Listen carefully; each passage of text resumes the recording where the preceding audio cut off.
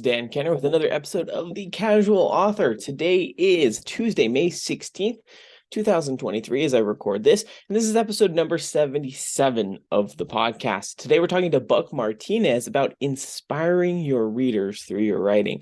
I think you're going to enjoy this conversation. Buck has particular interest in inspiring teenagers or the younger generation to become leaders. He talks a lot about his writing process, why he writes the way he does, and where he gets his own inspiration for writing. So if you're really going to enjoy this conversation, you'll want to stick around for that.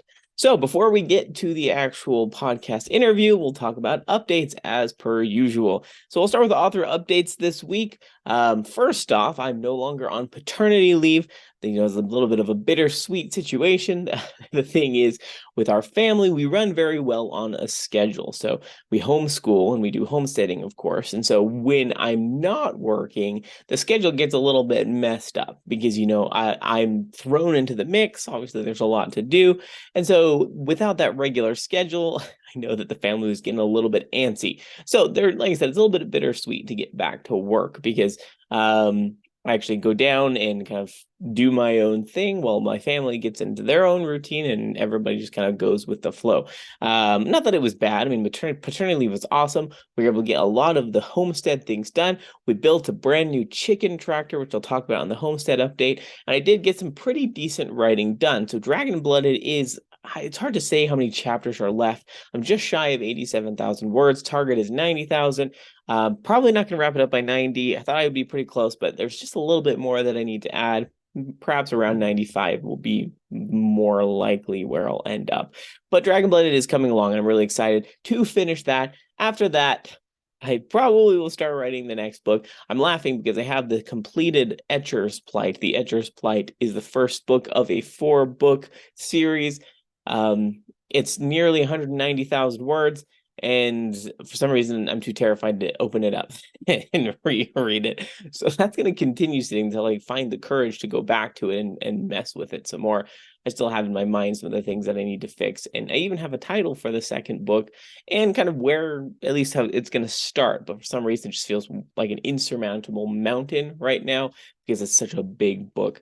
So probably more than likely, I'll move on to write the second book of this series, which I'm going to be calling Demon Blooded. There's a little bit of a spoiler for you right there. I'll probably write Demon Blooded after I finish Dragon Blooded. So that is interesting and great. In terms of the Cyber City Kids books, we are taking a little bit of a pause on those. My co-author is working on some things with her family. She indicated that she's going to need to take a little bit of a break from it, which is honestly no big deal. It's not like I don't have things to work on. That's what I told her. No rush on that front. So that's going to be paused. The first book is still done. It's gone through some revisions. Not an actual formal line edit quite yet, but some beta readers have it, and we've gotten some really great feedback from that. So that's good, at least. It's the second book that we're stalled on currently. In terms of authoring, I've also been diving into Story Origin. Those of you who are authors who are listening may be aware of this system. It is a method for growing your email list. So if you've got a reader magnet, that's essentially a freebie that you give away in exchange for an email address. Obviously, people can unsubscribe at any time, but the point of it is to build your email list, find those true fans who are willing to follow you along with your author journey. Those of you who might be new to the podcast, Shielded is my novella. People laugh because it's near 40,000 words. I think it's something like 36,000 words, and people laugh and say that's not a novella, that's like a novel. For me, it's a novella. It's quite short, but Shielded is what you get free if you sign up for my email list. And so essentially Story Origin allows you to trade your book links, your reader magnets with other authors. They send out your book to their email list, you send out their book to your email list, and because you're trading, you're kind of passing common people between your email list. People can sign up if they want. So it's been great. I found a lot of success in it. My email list hasn't grown significantly, I would say, quite yet, but it is growing, which I appreciate. And it helps me be more consistent with my email. So if you are listening and you want to see pictures of the baby goats or hear a little bit more about what's going on with my life and whatnot, you can sign up for the email list as well and get those updates. I send them every week. But yeah, if you're looking to build your email list, I do recommend Story Origin. It seems like it's a really solid software for authors.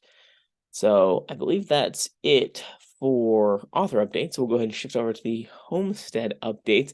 And most of this week has just been dealing with the babies. Say dealing with, not in a negative way, but the goat kids are just really rambunctious. They're hopping around. They're really fun. They're kind of skittish. I've talked about this before, but when you let your goats be raised by their mothers in terms of feeding them, it's called dam raised, then they're not always the most friendly thing, which is a little bit challenging, right? Because we don't have the time to commit to bottle feeding all of the babies. Right now, there's 8. Just because just preparing the bottles and going out there and feeding them, we don't have like a system for mass feeding them. There's these cool things you can do to mass feed them. We don't have that done yet. So we are only bottle feeding 2. One of them is because she almost died. We literally had to nurse her back to health. The second one was by choice. And that was because all of our goats that we currently own still are second generation from us starting with our goats. The first 2 goats that we got way forever ago, we sold one because her personality wasn't what we wanted. And then the second one, unfortunately, passed away. So we're just left with the bred goats that we bred ourselves. And they're not super friendly. I mean, they're kind of friendly. We've trained them to be somewhat friendly. 2 of them do pretty well. The other 3 are kind of wishy-washy. The one distinguishing factor between dam raised and bottle raised babies is the bottle raised babies will do anything. They'll follow you all over the world, which it can get a little bit irritating when they're constantly on your heels, but we're hoping that it saves us more time as we save a couple of these babies to be more friendly. We bottle feed them, they'll grow up, and then they will actually follow instructions and listen, and will be easier to train.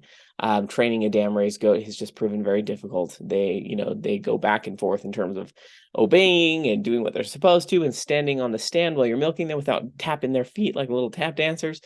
There's so much that can be benefited from a bottle fed baby. So we are bottle feeding 2 of them, and they are proving very friendly. In fact, they're still so small that they'll slip through the fence. I'm not too worried about it. It's a little annoying, but they'll just slip through the fence because the squares are about 4 by 4. And then they'll just follow you.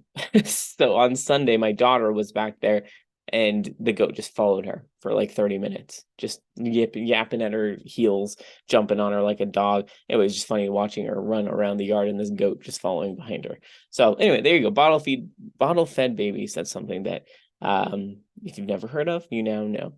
The other thing I said was we finished our chicken tractor. So chicken tractor is essentially just a portable chicken house, chicken coop that you can bring out into your fields and move it around. Ours has 2 wheels on it that we can put on and take off and whatnot. And so the chickens are out in our garden area preparing it for planting. We'd like to plant an orchard, and so we're just going to drag them every day in this little portable chicken coop around our whole property, or as much of the property as we can per day, and they will just peck at the ground. They'll eat the weeds, they'll scratch it all up, they kind of till it a little bit. Anyway, it's really good for it. And of course, their manure is fertilizer as well, so that is very good. There's a lot of benefits to it. But building it was really fun. It's a peaked roof. I need to make a video about it. We got the design from another homesteader, and it's proving very amazing. It's on wheels, like I mentioned before. Our other versions of chicken tractors are not on wheels, and so I have to drag them. They're not even like skids or anything. I just drag them, brute force them across our property, and I just drag stuff. I pick up rocks, I pick up sticks, and it's not super safe for the chickens either because their legs can get caught underneath. Anyway, the wheels turned out way better, and the chickens seem very happy in it. So there you go, new chicken tractor, something you've never heard of before. In any case, I don't believe that there's anything else in terms of homestead news, so we can go ahead and shift over to the interview portion with Buck.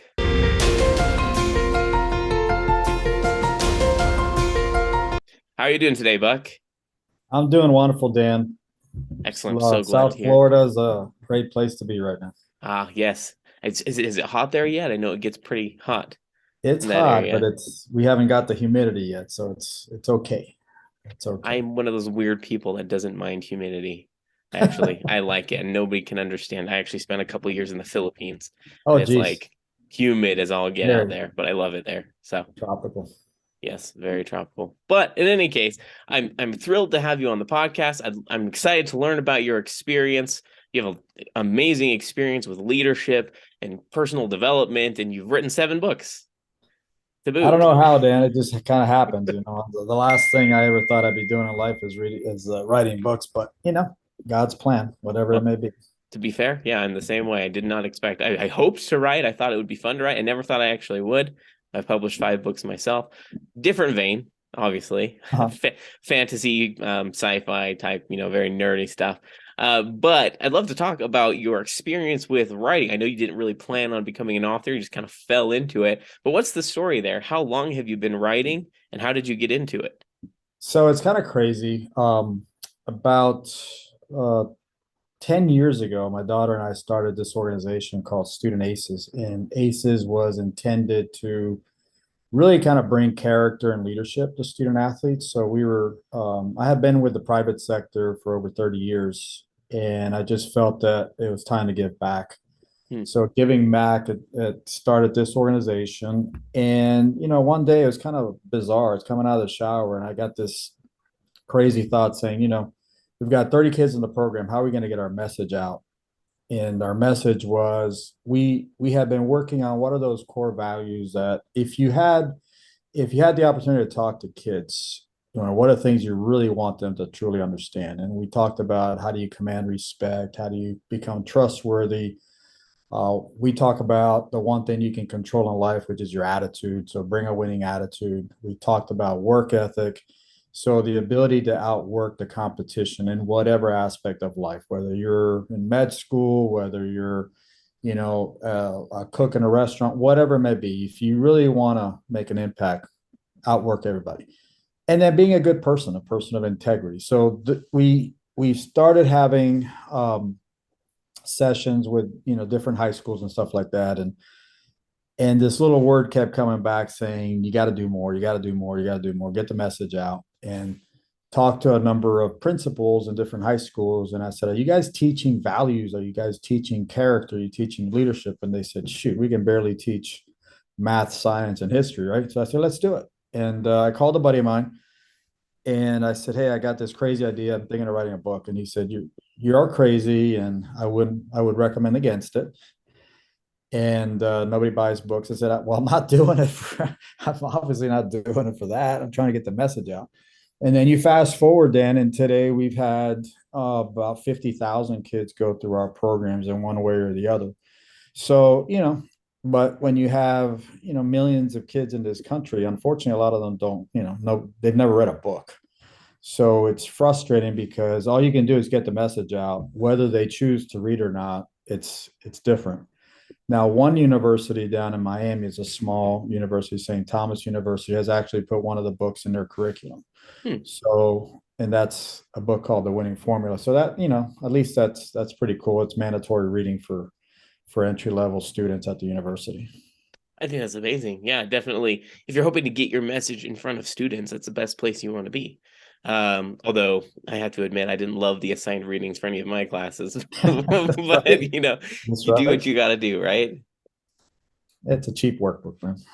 Indeed, indeed. But I mean, these are the exact types of things. So, a little bit of information about us. We actually chose to homeschool. Um, Partially on the basis of that, and this is not a knock on the school system, this is not a knock on anything.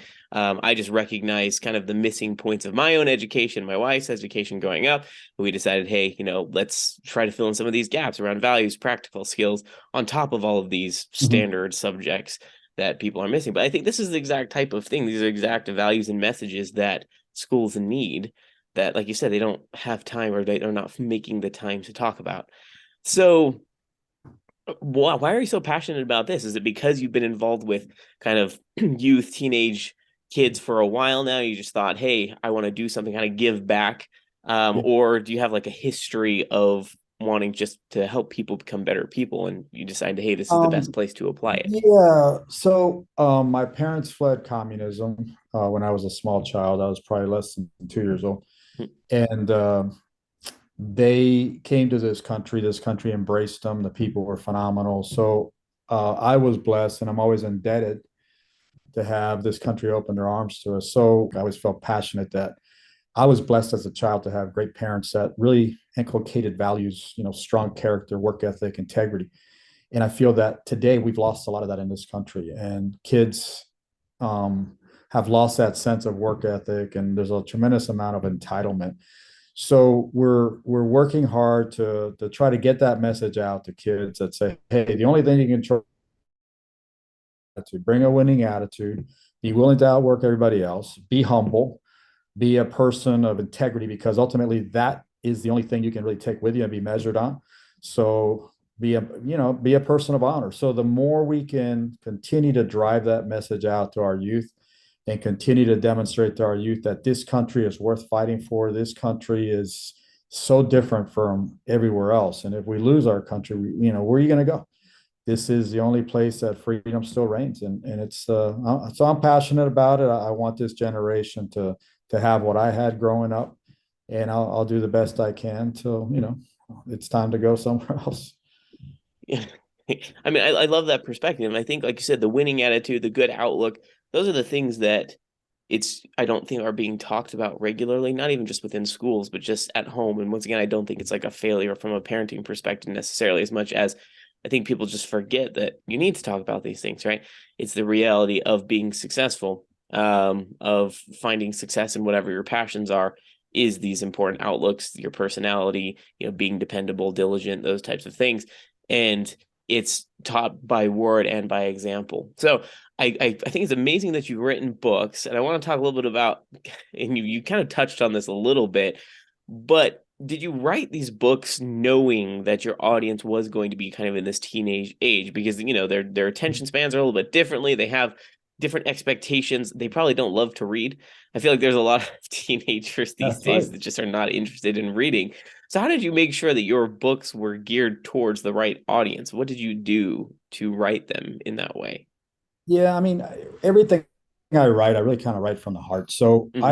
I have the opportunity to work with a tremendous amount of what I call high school, university, and then these young people in the workforce. And everything is about kind of combining a little bit of history with a little bit of lessons with a little bit of what is the theme. So I try to bring back, so if I have a theme on, say, respect, if I have a theme on courage, whatever it may be, I try to bring in a little bit of history. For example, when your soldiers are getting their butts kicked and you have basically a ragged army that has no shoes, and you ask them on Christmas Eve to go march where the British camps are and to take that, and you're like, what leadership did Washington have to be able to have his men, right, Yeah. say, hey, let's go, boss, let's go? Are you kidding me? So the stories are so amazing about the trail of blood that was on this in the snow from basically these kids. They had no shoes, they had frostbite all over the place. So it's an issue of how did that guy demand that kind of, or command that kind of influence, that kind of respect, the trustworthiness of his people. So if you can bring a real life story into it, maybe the kids will be excited about it, maybe they'll be interested in, because they don't teach the story behind the men and the women of history. They just say, okay, Washington was the first president. Okay. But nobody knows anything about the individual. So if I'm a big fan that if you want to get people to listen, you tell a story. And that story about bringing to life kind of the character of our great, forefathers and forewomen. I mean, that to me is powerful. So I try to do that, bring a different perspective to it, bring in, kind of real world. I mean, I talk about people today like Ben Carson. A lot of people don't know Ben Carson, but Mm-hmm. everybody says, "Oh, this is great." Neurosurgeon that separated conjoined twins. But when you talk to Ben Carson, he says, "Geez, nobody asked me how many kids died on the operating table that I have to deal with the rest of my life." So the true human story of this guy, that even though he's known as this great neurosurgeon, he himself has to deal with how many parents he let down because he wasn't able to save their kids. So, you're trying to bring the reality of being the human nature into all this stuff, and it's powerful. That's why I long for the kids to be able to read these books, but I also realize that they'd rather have that little one Twitter feed that says, "Oh, Ben Carson is whatever," Mm-hmm. and it's unfortunate because I just think kids would get so much from reading. It allows their imagination to really, like you're, like in your case, you're writing, sci-fi and you're reading fiction. I mean, that's huge. I mean, that teaches kids how to have an imagination, have this, use that brain power as opposed to just everything just being out there for them. Agreed. I feel like there's a lot of things that are put in front of kids a little bit too on the nose, they're very pointed, media these days. We don't have to get into that. That's a whole other problem. But we can one day. We can one day. Different podcast conversation. But I mean, exactly what you said. I don't have experience writing nonfiction like you. I mostly have experience writing fiction, but I have experience reading fiction. Excuse me, reading nonfiction. And that what you said is exactly where successful authors do better than those who are not successful, is they manage to reach into the human psyche, help younger people or even adults understand the reality of humanity, the reality of the situation. It's not just painted everything 100% positively. You have to recognize that things aren't 100% perfect, but that's okay. That's part of life. That's how you deal with it. And it's amazing how much more relatable that is. And I think the same thing can be applied to fiction. I've read a lot of fiction, science fiction, fantasy, mysteries, yada yada. And the ones that stand apart from others are the ones that feel more real, which is ironic, right? Because we're talking about fantasy, we're talking about fiction. They're not real. None of that's real. But as humans, we can detect when something just doesn't feel right. And when someone is not real, they're not realistically portrayed, it just turns that person off. And that's the same thing with historical figures. If something just feels off, the unconscious mind can just know that's not quite right. So I think you've got it right. Exactly. That's what teens need. They may not know they need it, but that's exactly the type of content and perspective they need to have on, whether it be history or current events, real people who are still alive. You talked about Ben Carson. To give you So an example, Dan, I mean, yeah, I'd love to hear it. so when you connect when you connect the fiction and nonfiction, right?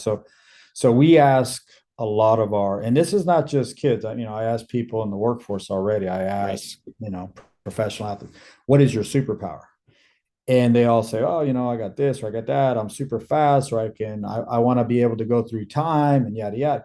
But when you ask them, you always come back to and tell me why. And the why is what brings it to the reality, right? So the super fiction might be this, this character that transcends, space as we know it. But the reason they want to do it is they'll say, oh, because I want to be able to help people, I want to be able to help the world, I want to be able.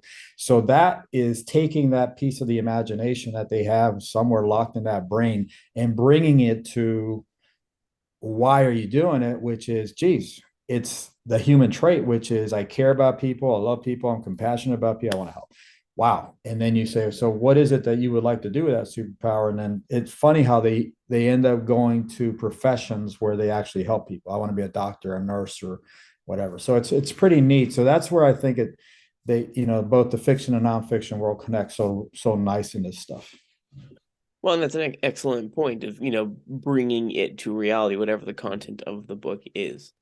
So I want to take a little bit of a switcheroo into a little bit about your books, because I know you've written a number of books. Some of them are kind of niche specific to, it looks like, baseball.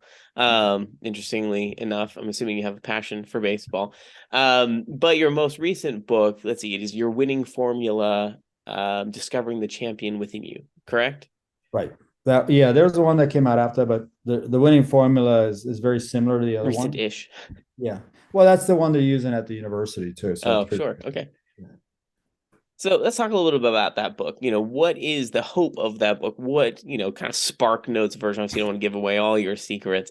But what are some of the things? Yeah, there you go. There it is right there. What are some of the things that you highlight, that you touch on, that, people need to hear to be yeah. successful? So part of what, got this kind of thought in this book is that I wrestled with things like, you know, stand up and say that I'm different, be different. I think society wants to put everybody in a box. Mm-hmm. I think society wants a culture where everybody has to be the same, think the same, whatever. So I thought about things like just stand up and say no, but it was really how to be strong, how to be courageous, how to be transformational, how to how to be a person that truly is comfortable in being able to stand up against the crowd, knowing that today they will shut you down. The concern is obviously people are scared because the censoring thing came up, and if you're not part of the culture, whatever that culture that they're trying to push on you at the university or at your or high school or on your team or at your whatever function you're working on, is it's okay. I mean, Mhm. it's okay to stand up and say, no, I'm different. And let me tell you why. Now, if they don't want to hear it, too bad, but stand up, be comfortable, be transformational. And unfortunately, the courageous piece, the courage piece of what it takes to be a leader. So, one of the things that we talk a lot about with all the folks that, in our program is that if you were to do a bell curve, and most people will tell you that 10% of the population are leaders, 80% are going to conform to whatever they want them to do. So, I need you to fit in this box and you're going to fit in it. And 10% forget about it. They're not interested in succeeding. But if you can move that curve, say 10 to 20% of those individuals that are self-motivated, self-driven leaders, you're going to have an organization that succeeds. You're going to be winners, whether it's business, whether it's sports, whether it's theater, whatever it is that you do. You have actors, you have players that are truly transformational. And when I talk about leadership, obviously, the great leadership authors will tell you that if you were to catalog leadership into one word, it'd be influence, the ability for people to influence you. So not because you're a manager, but because you're a leader. So, we talk a lot about, managers do things right, but leaders do the right thing. So you have a little bit of a separation. But then in this book, I try to bring out things like, judgment and wisdom and then obviously courage, because you have to have the wisdom to make the decision, right? So it's not about knowledge, but wisdom. You got to have proven yourself in some capacity. Then the judgment to say and discern, hey, why do I want to do this? Why or not do I have the judgment to make the right decision? But then the biggest issue is then the courage to make it, because a lot of people have the judgment to make all kinds of great decisions, but they choose not to because they're scared. They're scared that they're not going to be popular. They're scared that they're going to be ostracized or ridiculed. And that 10% is the ones that stand up. So we have, in our organization, we have actually just changed our mission statement. And we used to say inspire and develop, young men and women, student athletes to become of honor, character, integrity. Now we're changing it to say create champions. So what are champions? So champions are those individuals that not only have the character, but also the leadership. So we talk about 100% of the population have strong character, but the likelihood of having leaders is probably about 10%. So, but if you'd have strong character and leadership, man, you are those champions that can truly, create change in society, create change on your team, create change in your organizations, in your schools. And those are the leaders that will eventually transcend and go forward to make things happen. But you're not going to be popular. You're not going to be popular. And we talk about the champions are those not necessarily going to be liked, but they're going to be respected. So if you choose to be that individual that wants to be liked, and you can't wait from the time you post something on your social media to see how many likes you get, that's not going to be for you, right? Because that's likability, and the Mhm. likelihood is they'll like you today, they'll hate you tomorrow, because depending on where you tend to take your life. But the leaders are the ones that truly understand what the issues are, why they're taking the decision that they're taking, and the courage to stand by it and be sustainable in it. Those to me are the champions. And the champions are the ones that, they're the ones that do rock the boat, because these kids are being told today, don't rock the boat, just you know do your thing, just fit in with the crowd. And we're saying, no, go break it, go be different, go make be something. If you look at the great leaders of the people that truly created great change in this world, they're the ones that went against the norm. Mhm. I mean, whether it's science, whether it's math, the conventional wisdom. You want to sail the seas, but you're going to fall off the cliff. Well, I'm going to still sail the seas. I'm going to prove you wrong. Well, what if I fall off the cliff? So the courage to take that ship in the ocean and not knowing where it's going to go, the great explorers. I mean, the great astronauts, the people that truly had the courage to get in those spaceships when, a lot of people were not being successful. That's tough, man. I mean, I'm amazed by people like that. I just find it fascinating. Well, I mean, and then the thing that people need to realize is there's a lot of ideas around what it means to be successful, certain professions. I mean, if you ask teenagers what they want to do, is often frowned upon when they're like, well, I'm not quite sure yet. And I was one of those teenagers. I was someone who I went to college, I was doing very well in school, and I wasn't gonna be a lawyer. I wasn't gonna be a doctor. People would ask me, well, what are you gonna do? I'm not quite sure. I'll figure it out. Right now, these are my priorities. I have a small family. I had been married for a few years. I had 3 little kids. I was like, I'm just gonna graduate high school or college, and I'll figure it out. Excuse me. Morning voice has apparently stricken me. Regardless, the thing that people need to realize is that passions sometimes take some time to formulate. And if you have a certain personality, if you have a certain mindset around life, you can realize that, it will come as I investigate, as I try new things, as I try to find those passions. And I have found success. It wasn't where I thought I was. If you were to ask me 10 years ago what I wanted to do with my life, I would have told you physical therapy. Certain events went along where I realized I don't really want to do that, right? Like I want to be more impactful in different areas. I have passions for other things. And there's a lot of people that look down on me for that, not really knowing where I was going to go, and now I'm very successful. I've published 5 books. I have a Wow. homestead. I've got 6 kids. I Six. live You in a going for rural part more? of Idaho. So, sorry, what? You gonna do more? You gonna go for more? Kids? Yes, that is the plan. That's So awesome. the people listening probably think we're crazy, but I don't care, honestly, Exactly. Exactly. That's why because you have the winning formula. exactly. Exactly.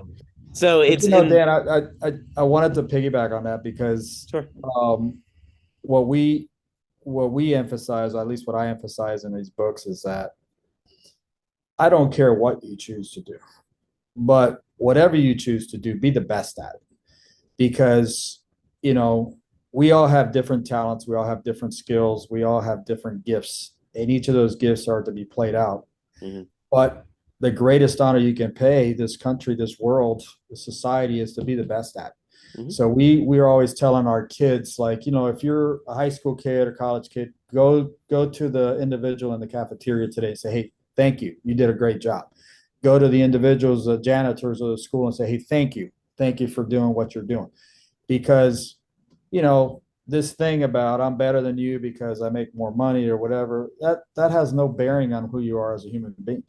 And we have a system that kind of pushes people out of the way because they don't have the degrees that we want, or they don't have the so-called status. So for our kids to realize that whatever it is you choose to do, man, just go be the best at it. That's the greatest respect you can pay the people that came before you. Yeah, absolutely. I definitely agree with that. So I'm gonna take another shift here Yeah. because I'm just genuinely curious. I love to talk to authors who say, I didn't really plan on writing books. It just I found this need that I had to deliver this message. I kind of fell into writing. It's kind of amazing how many authors there are like that. So from the writing process perspective, because you didn't really have any idea, I mean, you haven't been going to school to be an author, you haven't been studying on how to successfully write a book. I didn't either. Those are the kind of those topics that, like, I don't know. What does the writing process look like for you? Do you plot out your books, or is it just kind of like discover it as you write it? How did you get these words on the page? What did Yeah, that look like for you? it's so cool, right? So I think what's happened with me is that depending on depending on your experiences, like depending on with the young adults that we're working with, or the student athletes, some things trigger, Mhm. right? Give you an example. I wrote a book called Man Up. And Man Up, I hate to say it, but some of it came from frustration. Mm. And the reason I say that is we work with a number of impoverished kids in different cities and what have you. And we actually, my wife and I took a couple kids in from these areas that already were in high school. So it was tough. And, we actually lived the blind side. And I was so frustrated, Dan, with the lack of men Mm. in the lives of kids, right? So we work in some communities where 90 some odd percent of our kids don't have a father. And I got so passionate about it, right? I got so passionate to talk about what is a man, right? Or what is a man? A man is a person that, is supposed to be there, a provider, a protector for your children. And yet these people abandon these kids. So they view fatherhood as a sexual act as opposed to a lifetime commitment to a child. And obviously, having six kids, you understand all that. So I poured into that, and I got really passionate about it. And you use the word passion. Um, I try to combine passion with three different words. I I work a lot with kids that we say, "What's your purpose? What's your passion? What's your conviction?" Because ultimately, you have to have a purpose. Where is it that you're navigating? And then the passion is that thing that stirs inside your belly every hour of the day, saying, "Why do I exist to do the things I do?" And if I don't have that passion, how am I ever going to pursue that purpose? Hmm. And the conviction is, do I have what it takes? Call it the staying power to battle through the adversity, to battle through the haters, to battle through all the people that are telling you it can't be done, and you can't do this, and you shouldn't be in this game, and who the hell are you to be an author or whatever? Where what technical applications do you ever have to do that? So my view of that is, if you become passionate about a subject or an issue or an event, damn it, go write it, go figure it out, get your message out. So I don't have any big scheme that I've thought about. Okay, I'm going to lay out these books or whatever. It comes through experiences, and those experiences trigger something inside of me that says, hey, let's go. Like, the winning formula was like, okay, I was tired of having kids come to me saying, I'm afraid that if I say this, I'm going to be put in this box. And so we have been working a lot with captains, and the Okay. poor captains were put in a very difficult situation because they're like, where we say, well, you're the conduit between the coach and the kids. That means you have to be making tough decisions, but there's a fine line between being a snitch and getting respect. So a lot of that winning formula was about standing up for what's right, being courageous, being transformational, aspiring to greatness, those kind of things. And you know what? It's not that you don't care what people think about you, but it's like your mission and your purpose has to be a lot bigger than what other people care about. So those, in kind of I know I kind of went around a little bit, but I think the books have been shaped by events and things that have come, and dealing with experiences with the kids that we work with. Well, I mean, I think you answered the question perfectly. And well, from what I understand, and I think this is a message that a lot of authors need to hear, particularly. Oh, so you highlighted a few things. Um, it just kind of came to you from these Mhm. life experiences, and it came together without too much stress on your part. And I think there's a lot of authors out there that they have this message, they have this story, whatever it is, fiction, nonfiction, they want to get out, but their mind keeps them from getting it out there because they're overthinking it. They're worrying about what other people think, right? That's They're right. worrying about doing something wrong or doing it perfectly, and they're preventing themselves from getting it out there. And I think there's a lot to be said about it just come, Mhm. not worrying about it, knowing what your message is, knowing what your convictions are, what your passions are. You can apply that to pretty much anything, but in this case, we can apply it to being an author. And that's the difference between an author who writes a book for 10 years and an author who writes a book and actually gets it out there, right? And whatever, I'm not going to put a time limit on what's fast and what's slow. Everyone has a different process. But the number of authors I've talked to that says, oh, I've been writing my books for 15 years. I'm just too afraid to, or I don't know what to do. Like, all right, like even if you're the slowest author possible, I think 15 years is a little bit, That's a lot. it's too much, right? It needs to be out there. And so, you highlighted from a team captain perspective, there's this line of being respectful, but being bold and putting it out there and knowing what you know, and, being forward in a respectful and positive way. Sometimes people don't respond to that well. And I think that's okay. Yeah, Everybody has different ideals, everyone has different yeah. opinions, and that's okay. We live in a world of diversity, and that's okay. You know, I- yeah, and it's funny. The more I think about it, I never viewed myself or still view myself as an author. Hmm. You know, But you are. that's just right. It's just it is what it is. I mean, but I think the books are nothing but the ability to share what I would call experiences, life lessons, thoughts that will hopefully help young men and women be successful in whatever path they choose. And it's not about being a doctor, a lawyer, or business. It's about Mhm. having a foundation of character that will allow you to succeed as a man or a woman. And we tell, for example, I tell the kids the greatest honor you can have is to be an amazing mom, an amazing dad, so that when your last chapter is written about you, the kids can look back and say, my dad was this awesome human being that always was there for us. Mhm. And the same for a mom is my mom was that person that was always there for us. And that, I think, that's almost looked down upon in these days. I mean, it's like, as a matter of fact, society's trying to get rid of the words mom and dad, which is probably the greatest two words ever spoken, man. It's somebody to say you are a father, you're a dad, and I was like, I remember when we had our first child, Chrissy, I remember there was a saying that said, anyone can be a father, but it takes a special person to be a daddy. And, how can you frown on that? That's, how can you frown on that? It's amazing. Mhm. Absolutely. And I think, yeah, and I'm going to put this out there just because I'm a clean author. A lot of people don't know what that means, but the types of books I write contain content that's appropriate. It's fantasy, Mhm. right? So there's going to be violence. It just is what it is. Right. But from like a sexually explicit perspective and language perspective, there's not going to be any of that in my books Mhm. because I recognize from a youth perspective the need for these right messages. I don't want to write books that are conveying incorrect things or dangerous things to the younger generation. They're in this phase where they're learning and they need to get these important messages. I've actually had a number of people email me or message me saying, I really appreciated that in these books, Hmm. X child didn't do something disobedient, right? They made the decision they did based on logic, based on kind of critical thinking, but it wasn't because they wanted to be a certain way. Or they message me and say, I appreciate this strong family relationship as portrayed in X book, right? There's just a lot of things out there that That's um all. That's it's awesome. hard because my son who's 8 loves to read. And I feel like 15 years ago, it was a lot easier to say, as long as it's within the age range of that book, is probably relatively trustworthy. Nowadays, it's not the Oof. case.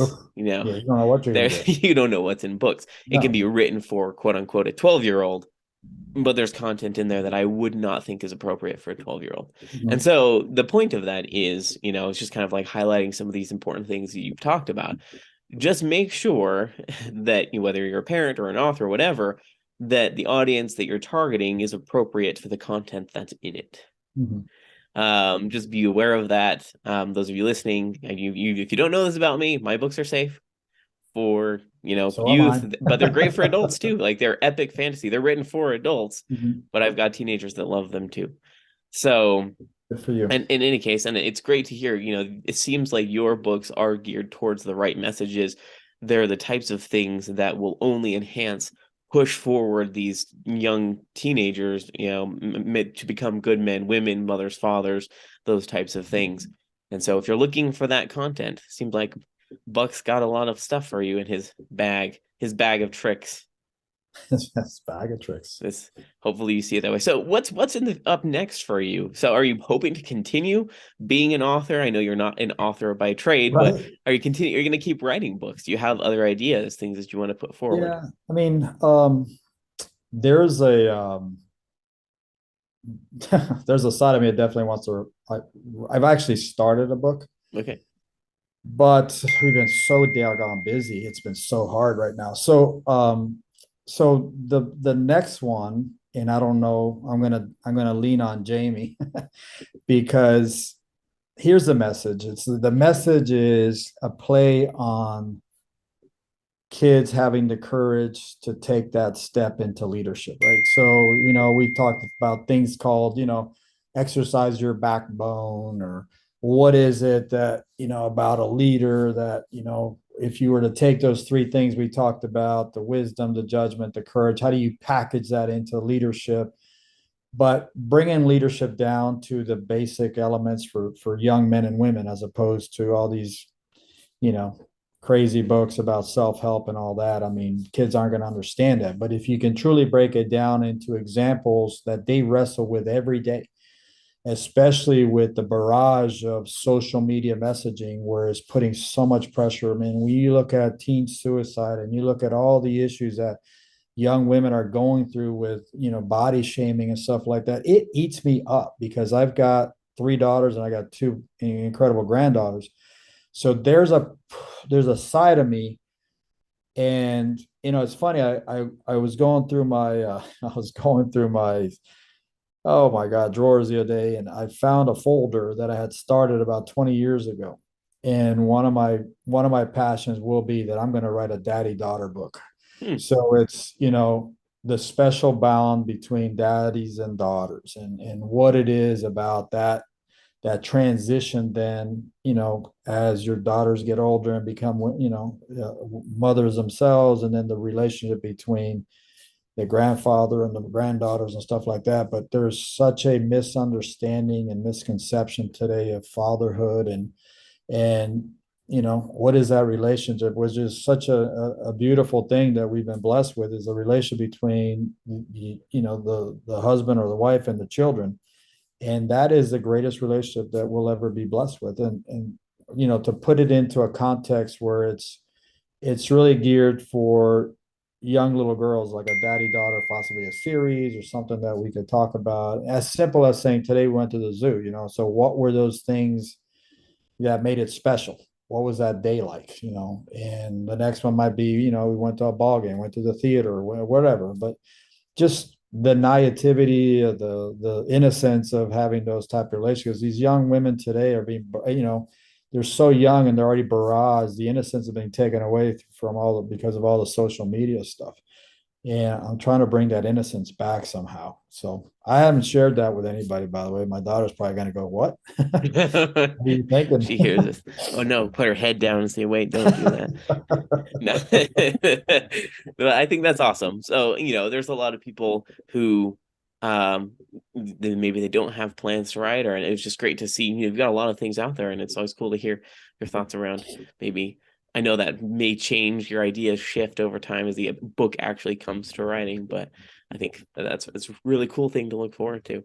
But we are running short on time, so before we end, I always love to ask, where can people find more information about you and your books and your business if they want to look into that? Yeah, so there's a website, it's Ace Leadership Group. And so on our Ace Leadership Group, you can, if you want to talk to me, if you want to have a conversation on, whether it's executive coaching, leadership, if you want information on, what possessed me to write books or how to purchase the books, whatever, they're all on Amazon. So, and then obviously Jamie can, follow up with all the information. But, to me, the more I can give back, the more I can help people find, their passion and lead this next generation. I think it'd be awesome. Awesome. Well, thank you so much. This has been amazing. Thank you, Dan. Listen, continue your great work and good luck with your future kids too. I appreciate that. How's they got more in the works? Yes.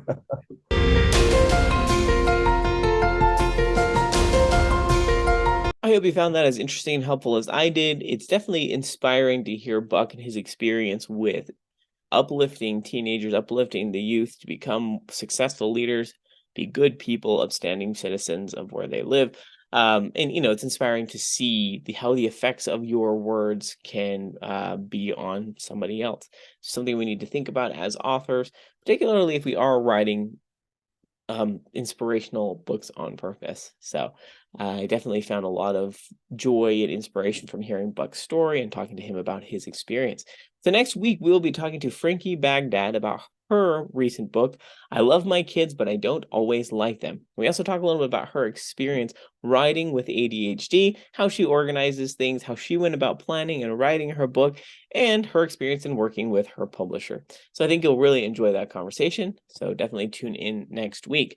As usual, if you'd like to join me on my podcast, you can head over to dankenner.com/podcast. Go ahead and fill out that form, and I'll get back with you as soon as possible. Definitely want to have anybody, if you're even just related to writing, if you're writing your first book, or if you have somebody who you think would be great to be on the podcast, definitely forward my information to them, and I would love to host them on the podcast. Thanks again for listening, and I'll talk to you next week.